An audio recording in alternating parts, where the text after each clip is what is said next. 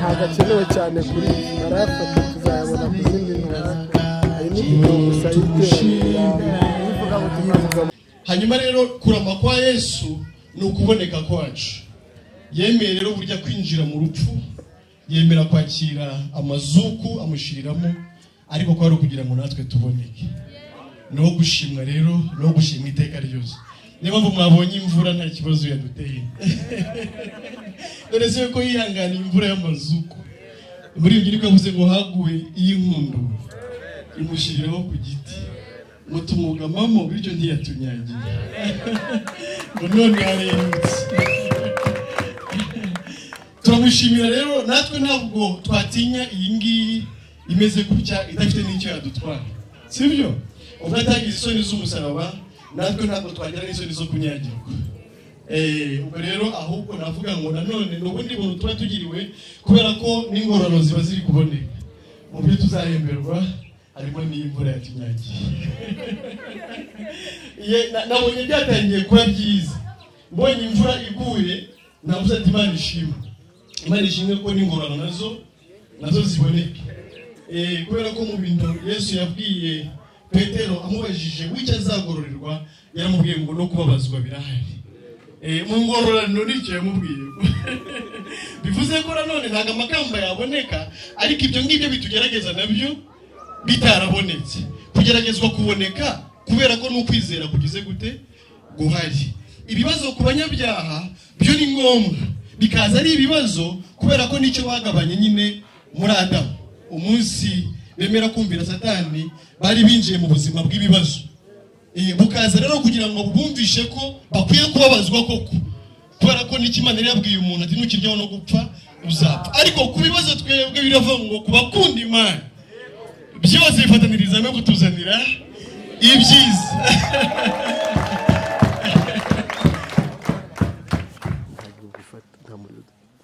Imana ishimwe rero no kuri ibyo byiza tubonye uyu munsi.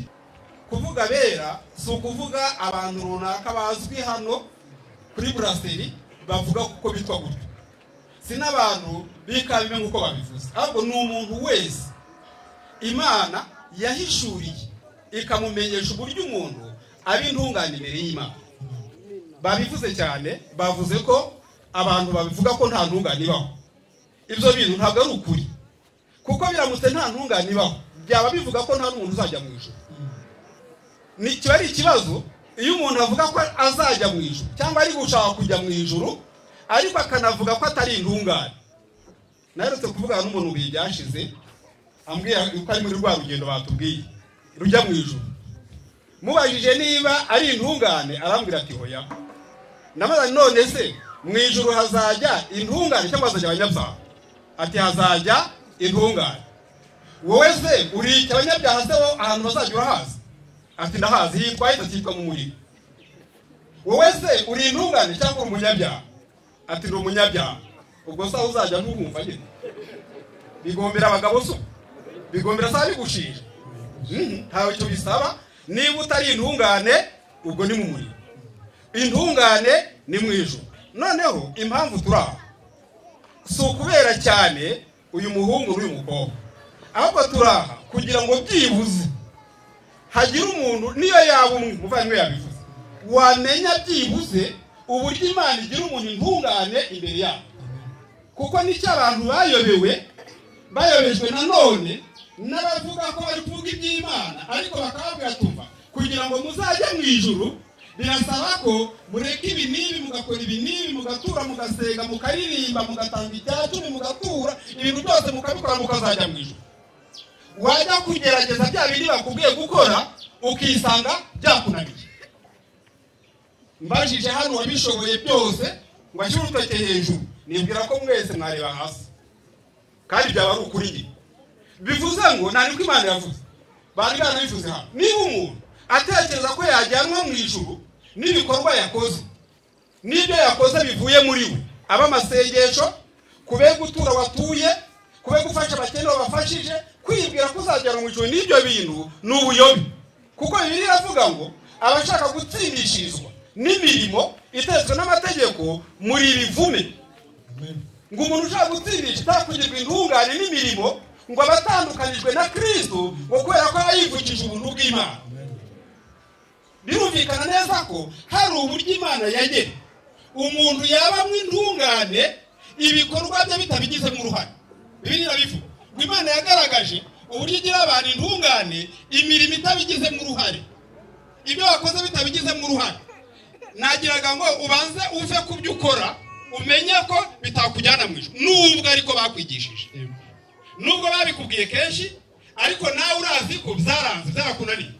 Waragerageje ahubwo ati ntukanywe inzoga, ukisanga wayinyweye, ntukabeshye ukisanga wabeshye, ntukarakare ukisanga warakaye, kandi ngukuri inzira ku murimo. Biravuga ngo usitaye ku itegeko rimwe abayisha amategeko yose. Bivuze ngo niba warakaye, Imana ivuga yo ko wanishe, wanasambanye, wanibye, wanapomoye amabanki yose yo mu isi. Kurakara gusa byose waba bikoze byarangiye. Byumvikana ngo nicyo tuma Yesu yabwiye abantu ngo nimutagira gukiranuka ku rutugu rw'abafarisayo n'abanditsi ntabwo muzarikanye rwose. Hari ugukiranuka, hari ugutungana ku rutugu rw'abafarisayo. Abafarisayo ni bande? Kera umufarisayo yari umuntu ubundi utunganye mu buryo bw'abantu.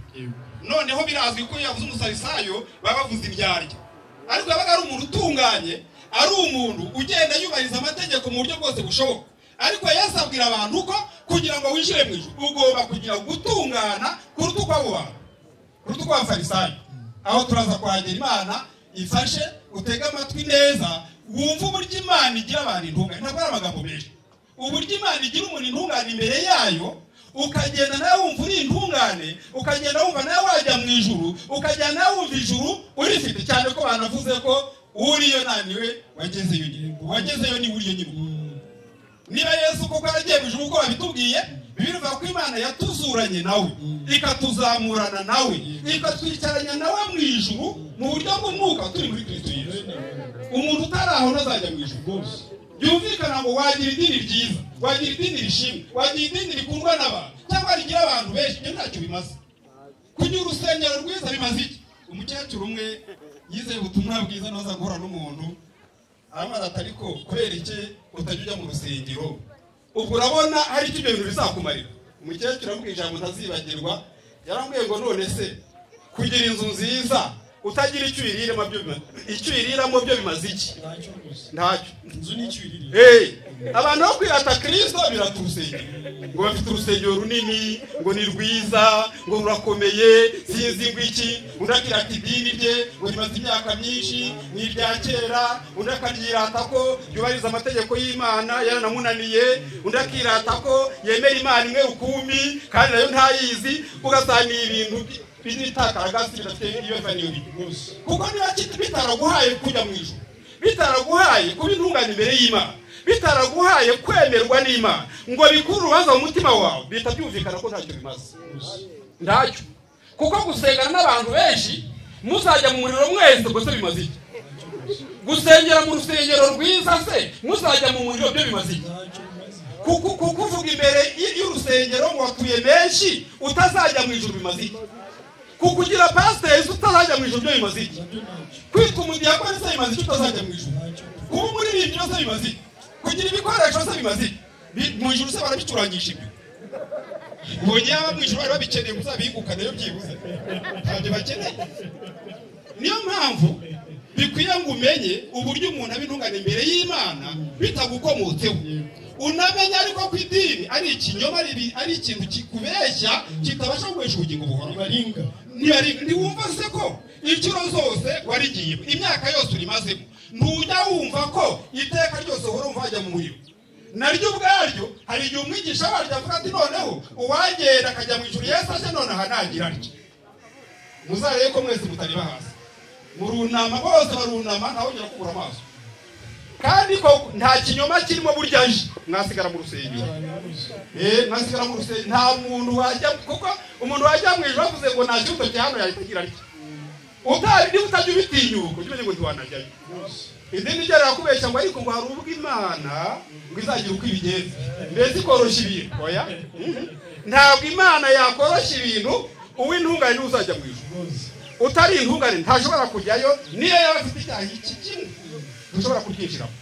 Niyo mpamvu tugira ngo bashitsi ba byibuze utega amatwi wumva uburyo Imana igira umuntu intungane. Umuntu ufite Bibiliya dusomere mu Byakozwe n'Intumwa ntabwo ndiye ibice 4 umurongo wa 11 n'uwa 12. Kwihuse Byakozwe n'Intumwa ibice 4 umurongo wa 11 n'uwa 12.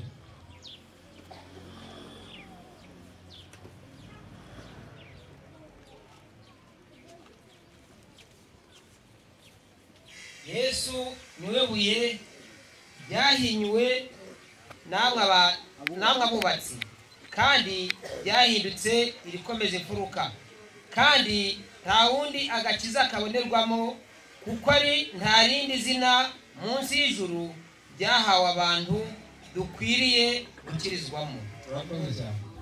hano havuze ngo Yezu niwe ibyanditswe bivuga ngo ibuye mwebwe abubatsi mwanze niryo ryabaye insanganyarukuta, nta wundi agakiza kabonekaho, kuko ku isi yose nta wundi Imana yahaye abantu ufite ubushobozi bwo kudukiza.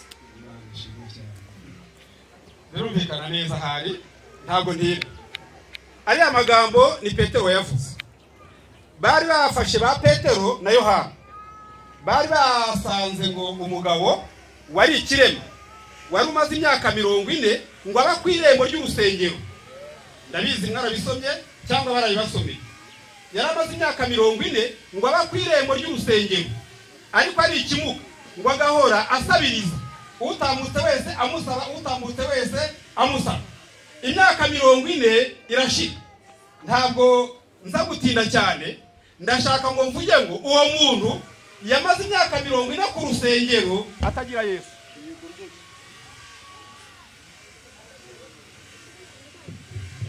Yamaze imyaka 40 ku rusengero nta Yesu. Amara imyaka 40 asabiriza, uwasabye amuhudukira, uwasabye amuhudukira. Nukuvuga ngo ikintu yari akeneye ubusanzwe ntibyari ibice. Icyo yari akeneye ntibyari ibintu byahana. Yari akeneye ko azabona Yesu maze nagahuguka akagenda. Imana ishimwe. Reka mvuge ngo kumara iminsi mu rusengero ntabwo byakugira umwana w'Imana. Kumara iminsi witwa umukristo ntibyakugira umwana w'Imana. No kuba yarabatijwe ntibikugira umwana w'Imana. No kuba uba mu rusengero nk'uko twabivuze rwemewe n'abantu ntabwo byakugira umwana w'Imana. Ntibyarwa n'ubugingo buhoraho, ntibyakubuza no kurimbuka. Ariko ngo Petero n'abandi bahageze bo baramubwira ati noneho bya bintu bajya bagwatwe ntabyo dufite. Twebwe sicyo cyatugenda. Kubera ko usanga pasiteri ibyaha byagufashe akavuga ati pfuka amahongereke.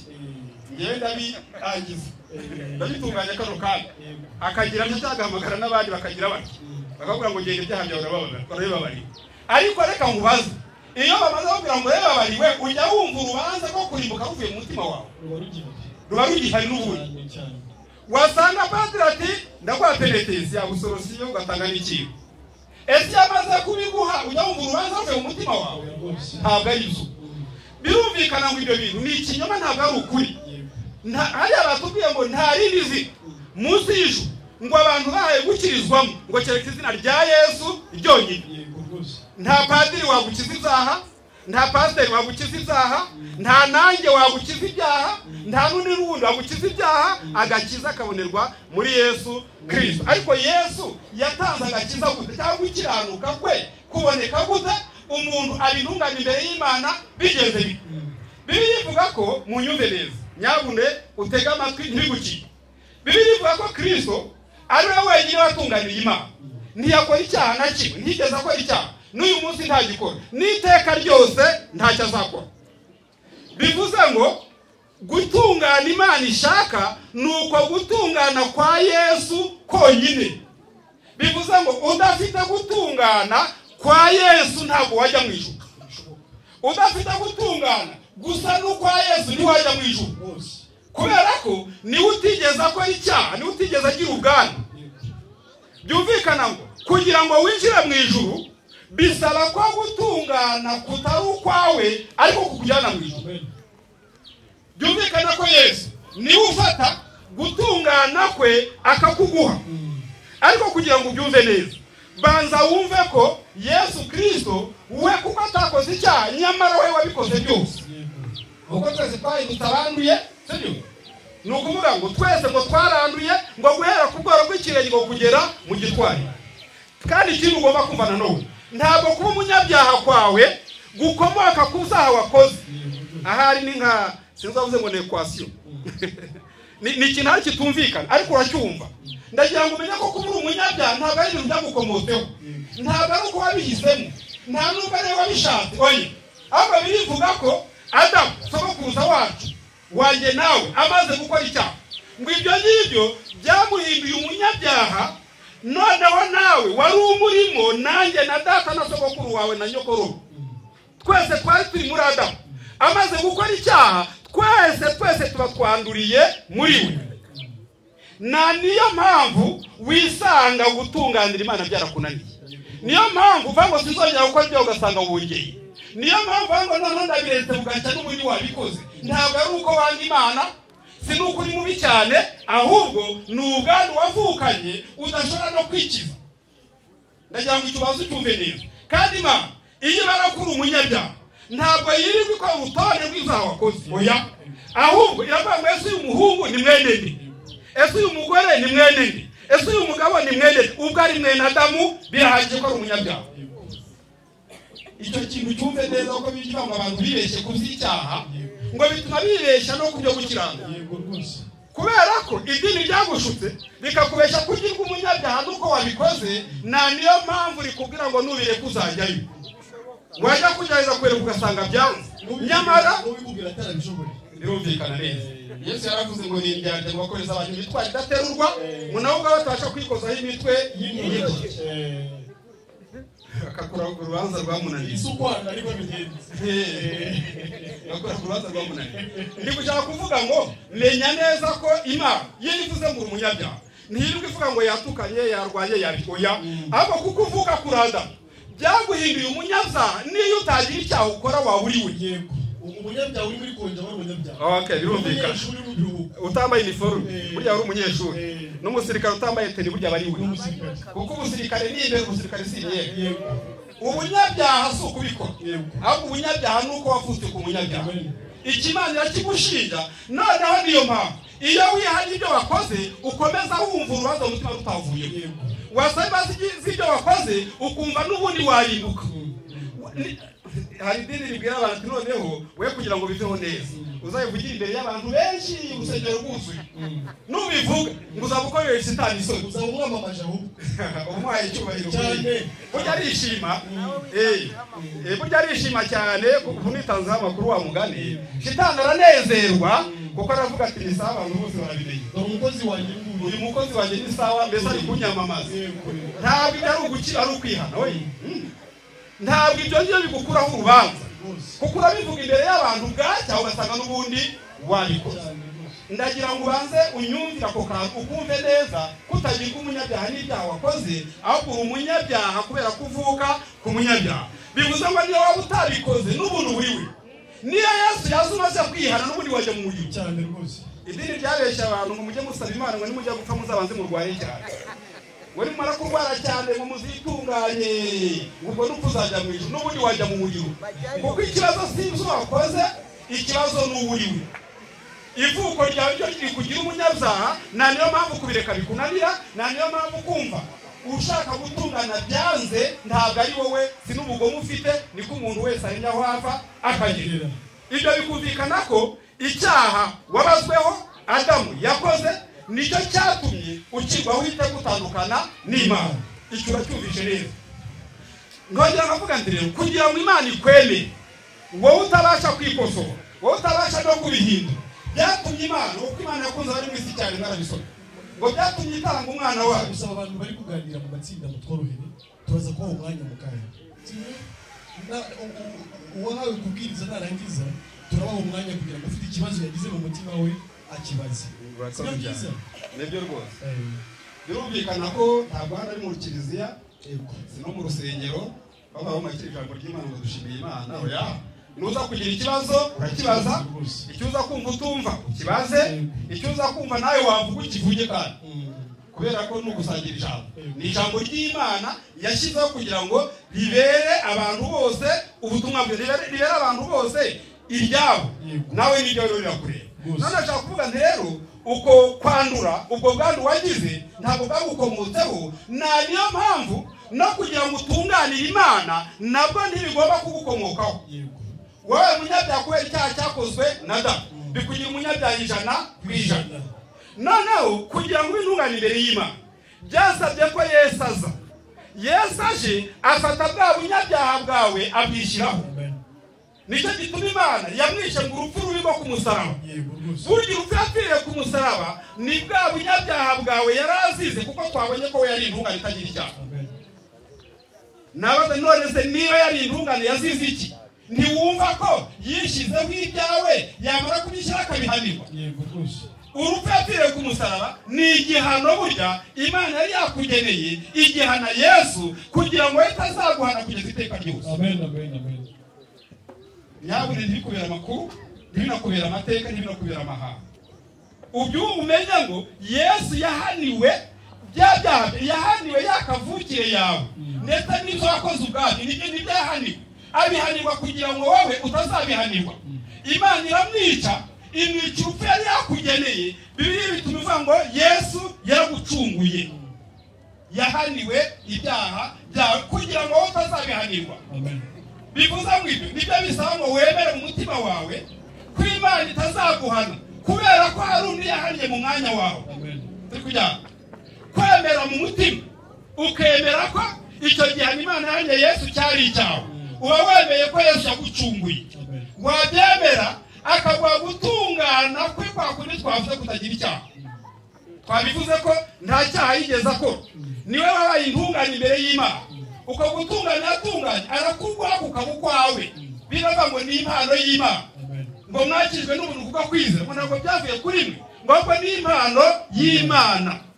Aguha gutunga impano Yesu atanga ni ugutungana kwe aguha ukakwambara ukazakujyana mu ijuru. Bivuze ngo umuntu wese wemeye igihano Yesu yamuhaniye ahabwa gutungana kwa Yesu nk'ingurane y'ibyaha byawe nawe yishizeho. Sinzi nabyumvikana neza. Kuba intungane imbere y'Imana si uburyo wigize, ahubwo ni ugutungana kwa Yesu aguha nk'uko nawe yishizeho ibyaha bye mukagurana. Ibyaha byawe byamugiyeho arabihanirwa. Gutungana kwe kukujyaho kukazakujyana mu ijuru. Abera bavuze nuko babame. Nicyo umuntu yizera yemera mu mutima ugaharwa kwera kwa Yesu Imana ikakubara nk'uko ibara Yesu. Nikumuri byavuze ngo kandi ukikunda umwana wawe ngo nanjye ni kwingunda ndakwiye. Ngo nari umugome ngo nuko impa Yesu ngo ambamirwe kumusaraba. Byumvikana ko gutungana kwera twavuze si ukwera kumwe. Si ukwera kwawe hoyi. Ni ukwera kwa Yesu aguha kukakubarwaho akari kuzakwinjiza mu ijuru. Wabyemeza umutima wawe ukawuhuka. Umutima wawe ugatuza. Nyamara bigeze batubwira kare ngo ubwo twemera iby'abantu bahamya ngo iby'Imana ihamya birabiruta. Ko bakubwiye ngo imirimo ijyana mu ijuru ukemera. Ukajya wumva utanaribonye ariko ukomeza kubyemera tu. Nubwo bitari guhaye. Sibyo.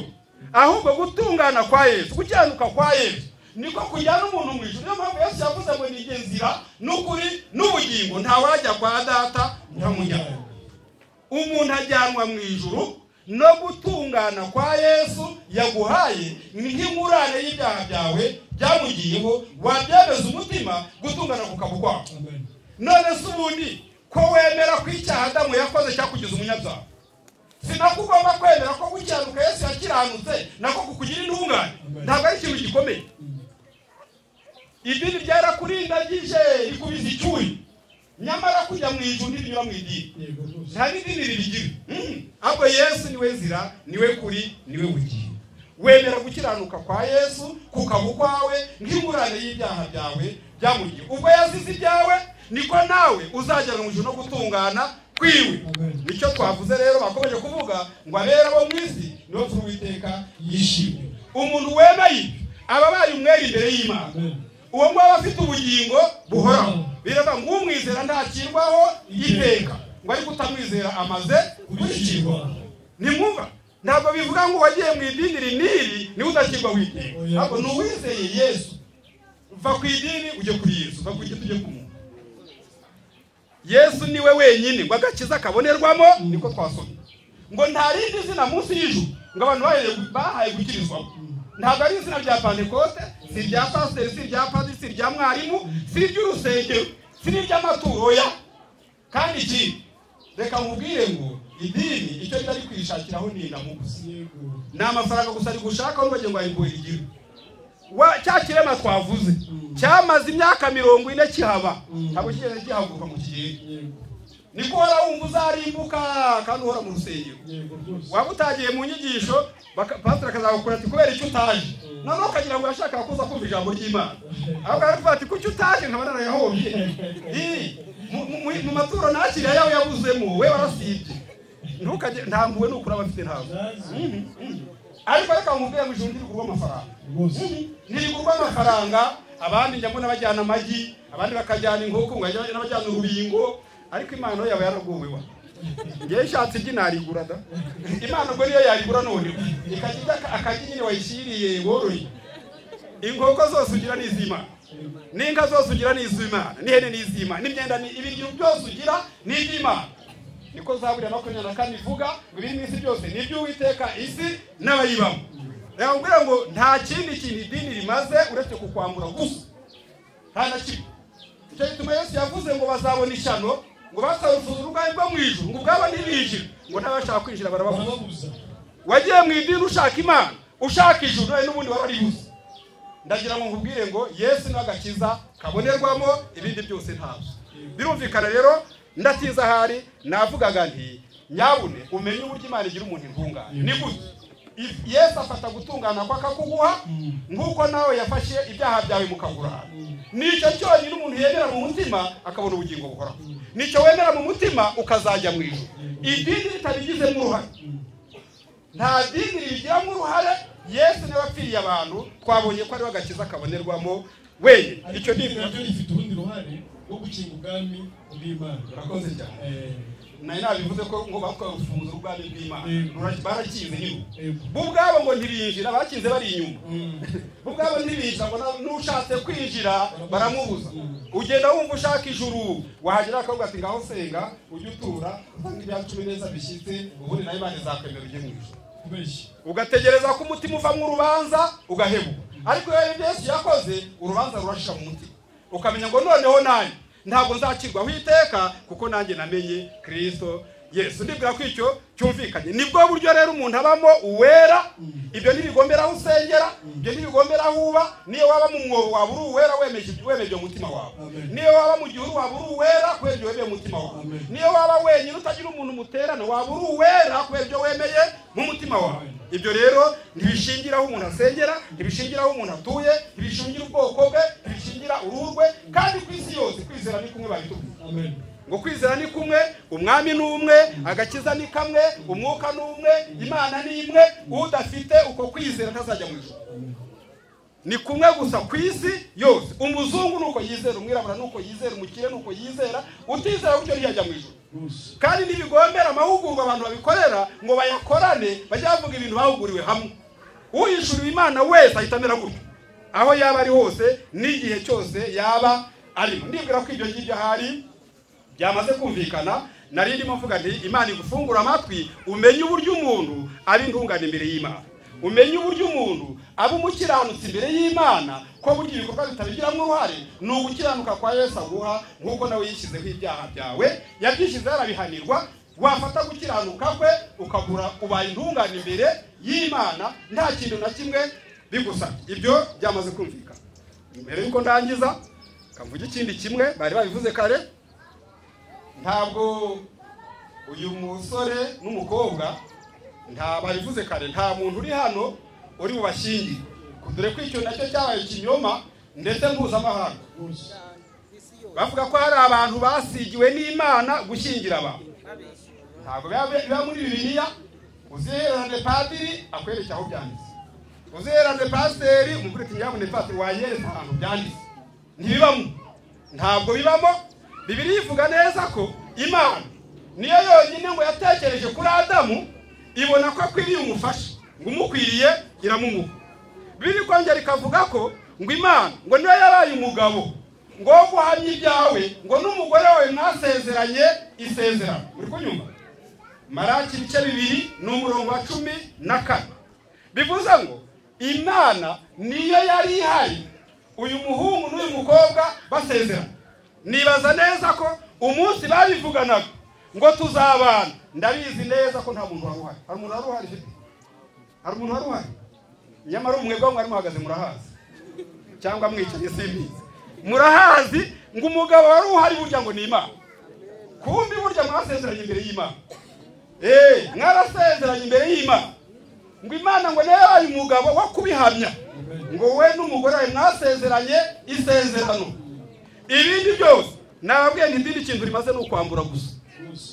Yakubwira ati kugira ngo tuzagushyingire uzabanza utangaye, kugira ngo tuzagushyingire uzagura umukeka, kugira ngo tuzagushyingire tubare imyaka yose utatuye bakayikubarira, ariko sicyo bakubwira bazaguhakiriye ko ari ndaye n'umuyaga gusa, n'umuyaga.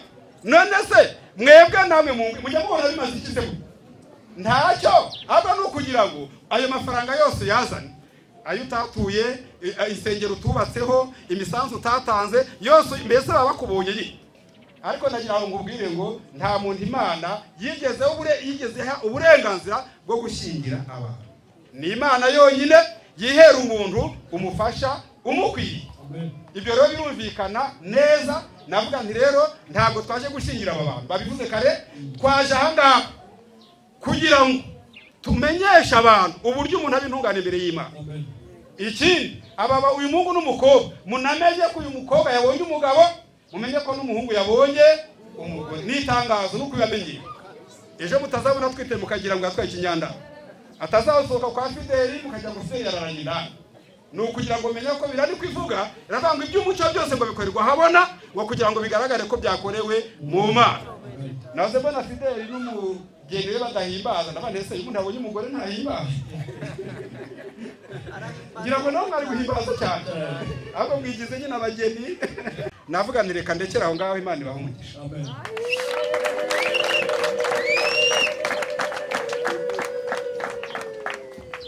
Hanyuma nk'uko twari twabivuze, twari twabibemereye, ahari umuntu wagize ikibazo ku ijambo ry'Imana ryavuzwe, umuntu waba hari icyo byamukozeho ku mutima akaba yumva yarushaho gusobanukirwa ukuntu wamubwiye ajya mu ijuru bidaciye mu idini rye, bidaciye mu masengesho, abaseka muratwihanganira, ntabwo ari umwanya wo guseka, ntabwo turimo guseka hano. Sinzi niba mwadufasha mwaza guseka dusohotse.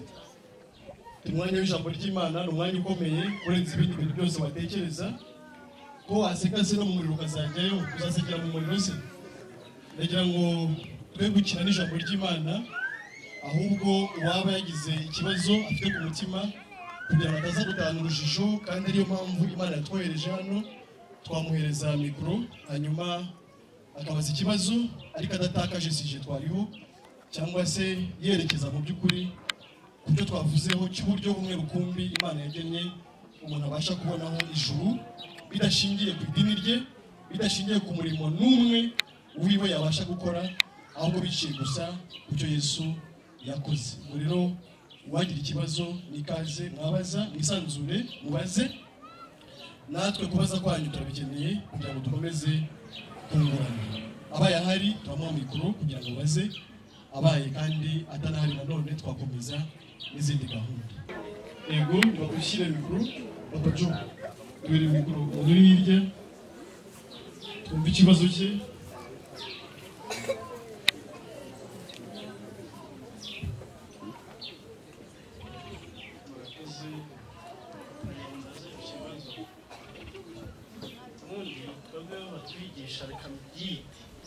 kugira ngo abantu babyumve neza.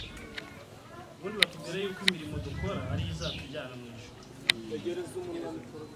Sibyo? Ongera ijwi. Batubwira yuko imirimo dukora ari izatujyana mu ijuru. niba iyo mirimo dukora atari izatujyana mu ijuru, yego, ni ukuvuga ngo turi aho twakagombye kuba tutari. aha, yego, ikibazo cyiza. Ariko bavuga ngo icya cumi bibiri tubwira yuko ari itegeko, kandi icya cumi kikaba nacyo kiri muri ya mirimo dukora ya buri munsi. Yego, urumva ibyo byaba bihagije. urakoze cyane. zana hano musubize n'ibyo bivuze. Sinzi niba nta kindi wenda ngo tubisubirize rimwe. Nta kindi kibazo, aho ni mufite ikibazo tubisubirize rimwe, tubijyanire rimwe. Nta kindi kibazo, nta kindi basubiza kiriya. Reka tube dusubiza icyo ngicyo. Hari uko dutese niba baratubwiye ko imirimo ari izatujyana mu ijuru, bivuze ko ubwo aho turi atariho twagombaga kuba. Kare bavuze ngo abari muri Kristo Yesu nta teka bazacirwa. Bivuze ngo uri ahandi hatari aho azacirwaho iteka gusa. Byumvikana ko niba barakubwiye ko kujya mu ijuru ari imirimo, nibaza ko nawe imyaka yose umaze uyikora, nibaza ko ujya wumva n'ubudari ntaryo. Yego, nzi ko uko binameze. N'ubundi wumva ari ntaryo kandi warayikoze. Yego, hari ijambo riba ndibwira ko ari muri Yesaya riravuga ngo uyu muntu ngo yabejwe n'umutima wibeshye, ngo ntarushya yibaza ngo mbese icyo mfite mu ntoki si ikinyoma. yego rwose. Niba umuntu akubwiye ngo nuko ari buzajya mu ijuru, wamara kubikora ukumva ntaryo ufite, bwacya kongera ngo kora niba uzajyayo, wamara kubikora ukumva ntaryo, umwaka ugashira undi ugataha ukajya wumva ntaryo, ntiwakwibaza ko icyo kintu atari ukuri. Sorry. Bivuga ngo uko twicaye hano, Yego. abazajya mu ijuru ngaho ni bamarika ukuboko bamwe.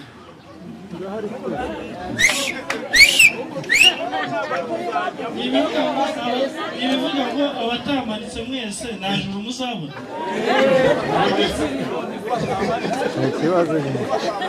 None se mushinga wowe wamanitse cyangwa ntiwamanitse? Jewe Wamanitse cyangwa ntiwamanitse? jewe kuko nindi kuvuga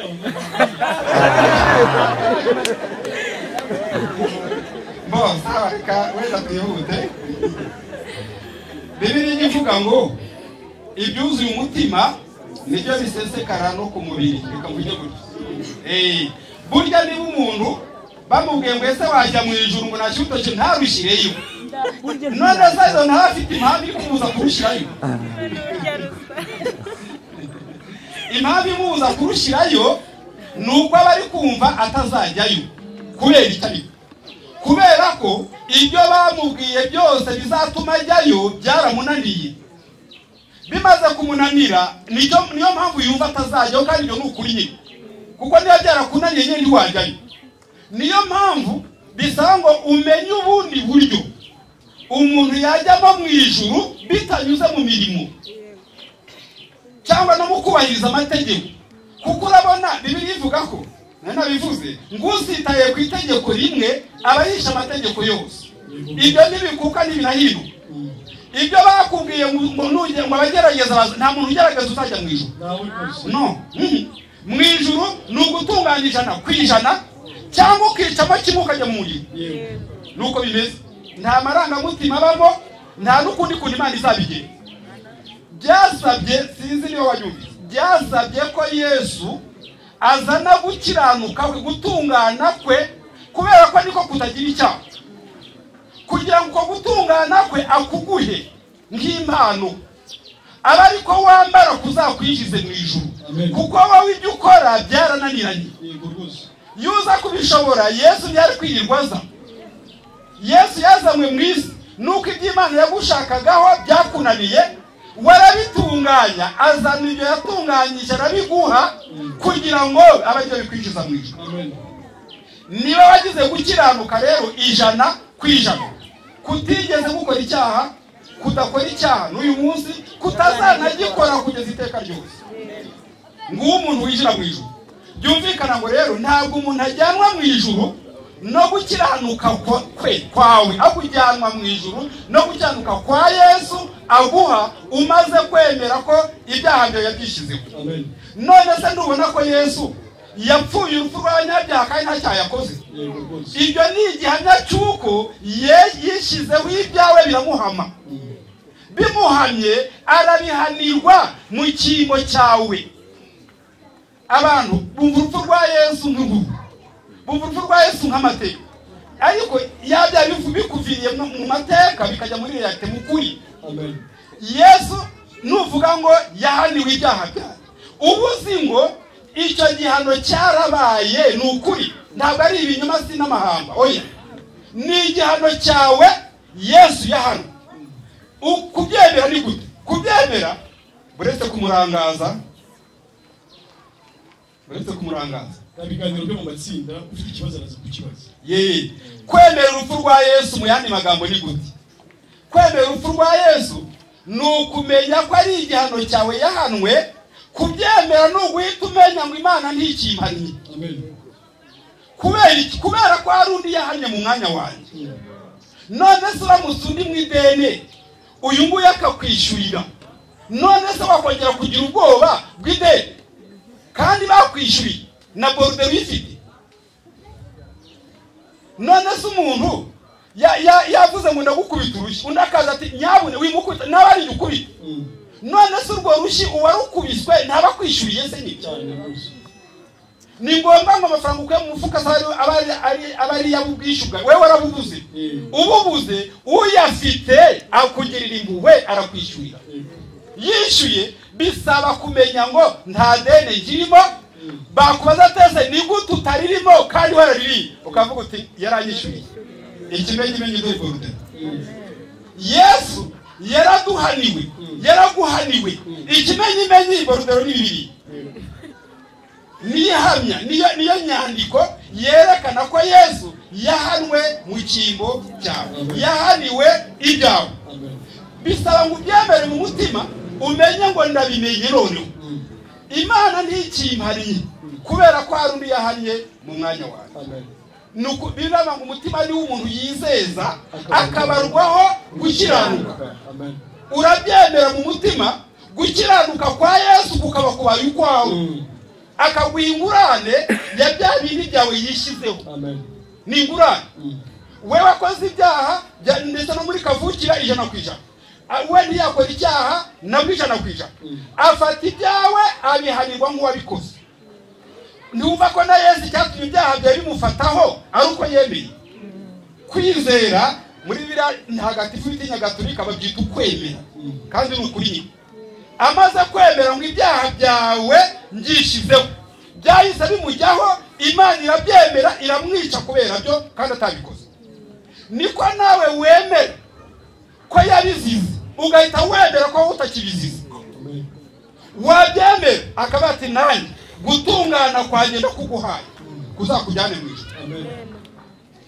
Nugutungana Yesu yatunganye kukujyana mu ijuru, ntabwo ari ukwawe. Ni imirimo Yesu yakoze.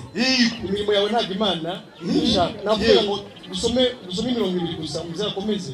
Yo muri Yesaya 57, badusome 12 n'uwa 13. Yesaya 57 vuba. Yesaya 57. Yesaya 57 12 na 13. Nzavuga gukiranuka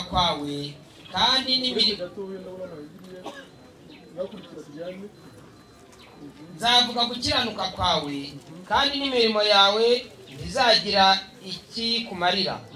Ubwo utaka ibyo wakoranije ngaho ntibigukize. Ariko rero umuyaga uzabitwara, umwuka uzabikuraho byose, ariko unyizera ni uzahindura igihugu kandi ni uzaragwa umusozi wanjye wera. urumva ko imirimo yawe hariya bayegejeyo. yego rwose bayegejeyo baravuga ngo wowe ujye uyitaka. burya nyine imva ngo niza kujyana mu ijoro icyo uri gukora kiriya, nyamara nk'umuyaga uzabitwara. niko bavuze. bivuze ngo ntacyo bizakumarira. ntabwo dore impamvu imirimo itajyana umuntu mu ijoro. ubundi kugira ngo ukorere Imana bisaba ko ugomba kubanza ukaba intungane imbere yayo. noneho iyo ugize icyo ukora utari intungane nacyo kiba icyaha imbere y'Imana. Bibiliya iravuga ngo ituro ry'umunyabyaha ni ikizira kuwiteka. ikongera ngo n'isengesho ry'umunyabyaha nabwo ni ikizira kuwiteka. none ikibazo ubaza umuntu yawe uri intungane ati hoya turi umunyabyaha, kuri kujya gusenga se biti? kandi isengesho ry'umunyabyaha ari ikizira. ndumva ko ari ikibazo. abantu bajya gusenga ari abanyabyaha, kumbi gusenga uri umunyabyaha nacyo ubwacyo ni icyaha. gutura uri umunyabyaha nacyo ni icyaha. gukora imirimo myiza uri umunyabyaha nacyo ni icyaha. kubera iki? kubera ko watandukanijwe n'Imana. noneho gutandukanywa n'Imana wowe uri gushaka kuza kuyikorera kandi mutariyunga. uri kubyumva neza? ni nk'uko interahamwe yavangorekeje kubaka amashuri mu Rwanda. ese uko bayemerera cyaba kibaye ikibazo gikomeye. mwije kubaka amashuri mu Rwanda yabigize ibyago cyakora. kandi noneho uko yakwambuka ikaza hano i Rubavu ikubakira abantu amashuri ya Nayini, ni kimwe no kwambuka kwayo ikazigisha abantu ijana. birangana byose kuri leta y'u Rwanda birangana. urakoze cyane. ubwo ni ukuvuga ngo igikorwa cyose cy'umunyabyaha nacyo kiba ari icyaha. yego rwose. niyo mpamvu iyo bakubwiye ngo ukore imirimo uzajye mu ijuru bari kuvuga ngo wongere ibyaha ku bindi. muri Yesaya aravuga ngo iyo umuntu ngo azanye inka ngo ayizaniye Imana ari umunyabyaha nyine, ngo yayikereye ngo ayiture Imana, ngo Imana iravuga ngo ko wishe umuntu. we wari uzi kujya gutura Imana, kumbi iravuze ngo wishe umuntu. ayo magambo mvuga avuga ni Yesaya 63 avuga ngo ubaga inka ahwanye n'uwica umuntu. yego. inka ushaka gutura ariko Imana utamba umwana w'intama ahwanye n'uvuna imbwa ijosi. utura ituro ahwanye n'utuye amaraso y'ingurube. kizira wose imibavu ahwanye n'usabira igishushanyo gisengwa umugisha. rimwe Yesu yavuze ati ntukagire izindi mana mu maso yawe. ibyo ngibyo bimeze nk'aho ari byo wari gusabira umugisha. yego. ni ukuri koko bitoranyirije inzira zabo ubwabo. yego. imitima yabo yishimira ibyo bazira. inzira mpimbano. bitoranirije mu nzira zabo ubwabo. ni inzira z'impimbanizo n'izo nicyo gituma uzinyuramo ukajya wumva ijuru nturifite. wazinyuramo ukumva ijuru nturifite. Bibiliya irivuga neza. Bibiliya ivuga ko ngo abantu kubera ko bayobewe gukiranuka kw'Imana uko ariko mu Kinyarwanda ngo kuko bayobewe uburyo Imana igira abantu intungane ngo byatumye bihimbira ubwabo buryo bwo kwigira intungane ngo basuzugura ubutungane Imana itanga. bashatse mukorogo bagipodora. nuvuga ngo bahinyuye ibyo Imana yashyizeho bashaka gukora ibyabo. abo ngabo rero ngo ntibazakorwa mu kanwa. ntiwabaho ntibishoboka. impamvu utabaho ndi kuvuga umuntu ushaka kugera mu ijuru n'imirimo igituma atajya mu ijuru. Bibiliya ivuga ko uba utesheje agaciro urupfu rw'umwana w'Imana. ni cyo kitabarirwa gutuka umwuka we. ni gutyo. ni ukuvuga ngo Imana yo yabonye gutunganya Imana byakunaniye yohereza Yesu araguhanirwa kugira ngo agwe no gutunganaho. wowe uravuga ngo Yesu umwana wamwiciraga iki ko nari mfite ibyanjye bijyana mu ijuru, nayo ikavuga ngo nawe ntuzancika. nica umwana wanjye kubera wowe uhindukire ubigaye ujya gushaka ibindi bikujyana mu ijuru. niko Bibiliya ivuga. n'agasuzuguro. gupfobya biranditse mu Baheburayo. biravuga ngo umuntu ngo wicaga itegeko rya Mose ngo bamwicishaga amabuye ngo ashyirwe n'abagabo babiri cyangwa batatu ngo nkanzu ukeresheje amaraso y'umwana w'Imana. gukeresha urabyumva? ni ukukwereka ikintu n'agaciro kacyo ukajya uvuga ngo iki ni icyago ntacyo kimaze. ni ukuri abantu bakora imirimo izabajyane mu ijuru bajya bavuga ko urupfu rwese ari buri bazajya mu muriro. nta niko birivuga ngo ujya mu muriro ngo azajyanwe no kutamwizera. bigeze babaza Yesu baramaza ngo ariko ubundi ko mu idini batwigishije ngo tujye dukora imirimo myiza tukaba twaragiye dukora bikanga, tubwira iyindi twongeraho, tubwira iyindi tuzajya dukora turebe ko noneho twazajya mu ijuru. Yesu yarababwiye ngo umurimo w'Imana nguyu n'umwe nuko mwizero yatumye. Yohana 6:29. Urakoze cyane. Ngo umurimo w'Imana nguyu n'umwe nuko mwizero w'Imana yatumye. Ariko uwo niwe wakoze iby'Imana ishaka.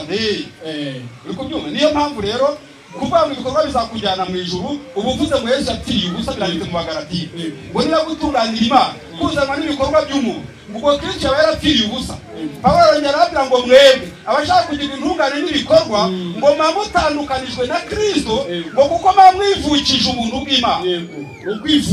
Kwivuta kwanga ubuntu bw'Imana, kwibuza ubuntu bw'Imana kandi utajyanwa mu ijuru n'ubuntu ujya mu muriro. Kuko kwanga ubuntu ni ugukora. Iyo uvuze ngo uri gukora Imana uzajye mu ijuru uba wanze ubuntu bw'Imana, kandi ijuru utaribonye ku buntu ntushobora kuryinjiramo.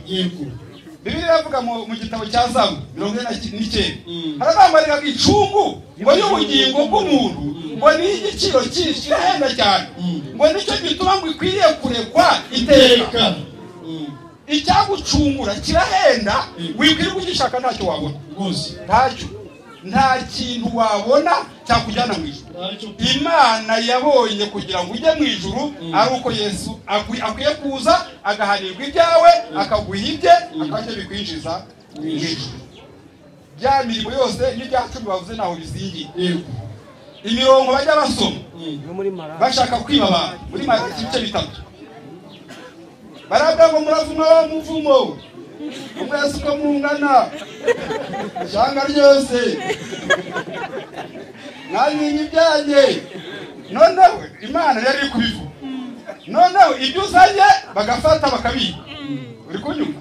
Imana yavuze ko bayinyi ibyanjye niba ari bo Mana uraza n'abakabika. Ese ni bo Mana? Icyo kibazo.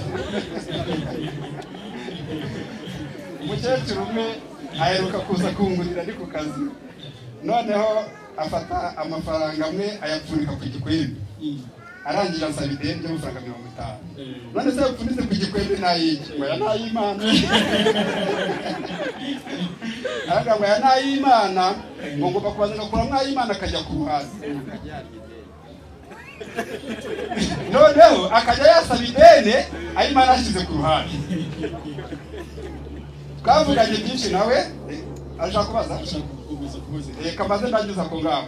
None namubwiye nti none se ko Imana ari guha amafaranga umunyu ashaka kumuha, none amafaranga ugiye kuyashyira mu Imana ati ntubusuza yajyana ute?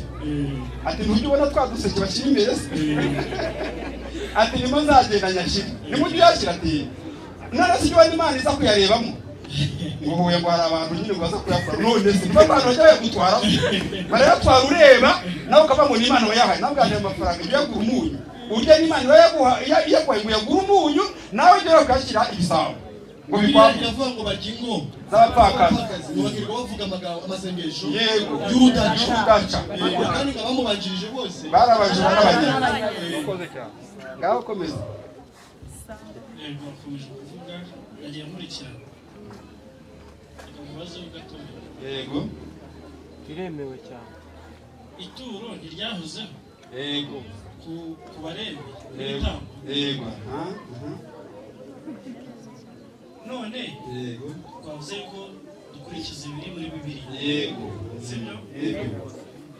Niba ibyo bintu byarahozeho objectif yabyo intego yabyo ntabwo tugomba kwikurikiza ubu. Urakoze cyane. Hari akantu ugobetsemo igisubizo. Uravuze ngo ryahozeho ku Balewi. Aho mbwira uwo Mulewi ujya umubona muri Rwanda ariko yanadusomera kugira ngo byumve. Nsubire mu Baheburayo sibyo igice cya 10 bari bagwaye mikuru bible sibyo usomere mu Heburayo igice cya 10 uraza gusanga ibyo bintu nyine hari cyo ijambo ry'Imana rivuga yego reka twasome ko byose nyine ni ijambo ry'Imana byahozeho nibyo ariko kubareba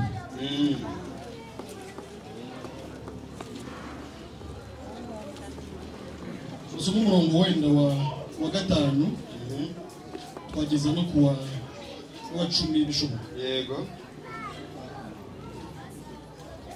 ukurikire wumve uburyo byanavuyeho koko nicyo cyatumye ubwo Yesu yazaga mu isi avuga ati ibitambo n'amaturo wabishatse ahubwo wanyiteguriye umubiri yego ntiwishimiye ibitambo byokeje cyangwa ibitambo by'ibyaha yego era ko ndavuga nti dore ndaje Mana umuzingo w'igitabo niko byanditswe kuri njye nzanywe no gukora ibyo ushaka amaze kuvuga ibyo ngo ibitambo n'amaturo n'ibitambo byokeje n'ibitambo by'ibyaha biba bishatse kandi biba byishimiye aribyo bitambwa nk'uko amategeko yategetse ahera ko aravuga ati dore nzanywe no gukora ibyo ushaka akuriraho ibya mbere gukomeza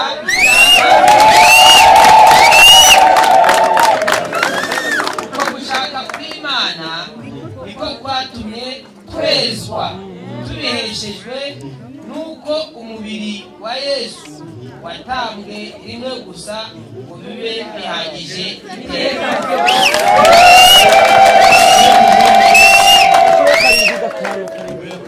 Sawa noneho urumvise ngo ibitambo n'amaturo ntiwabishatse ntiyanabyishimiye impamvu kuki itabyishimiye Imana ni uko bitabashije gutunganya umuntu Bibiliya ivuga ngo isezerano rya mbere ngo ryakuweho ngo kubw'intege nke zaryo n'umumaro muke waryo noneho abo Balewi babihabwaga bari igishushanyo cyangwa abatambyi babihabwaga bari igishushanyo cy'umutambyi nyakuri uzaboneka ariwe Yesu Kristo ni ukuvuga ngo urupfu rwa Yesu nibwo rwahise rubakura ku kazi ntuzi ko aho bajyaga binjirira abantu rimwe mu mwaka Yesu apfiriye ku musaraba umwenda wasadusemo hakarangara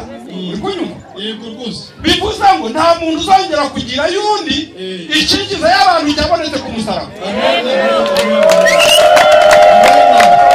ariko reka nongeraho ko na biro bakoreragamo yarasengutse yego aho bagiraga abantu nawe inyuma y'uwo mwenda Imana ifunguye rero bivuze ngo sinyibarizwa aha hantu yazanye muzongera kunshakira abamanyi rero bahise badoda umwenda abateka abayesikuro tujye tuvuga ibintu mu magambo ati Imana iracyaba ahangaha hano mu nzu y'Imana byakaburemo ibyo kurya ndetse n'ibyo kunywa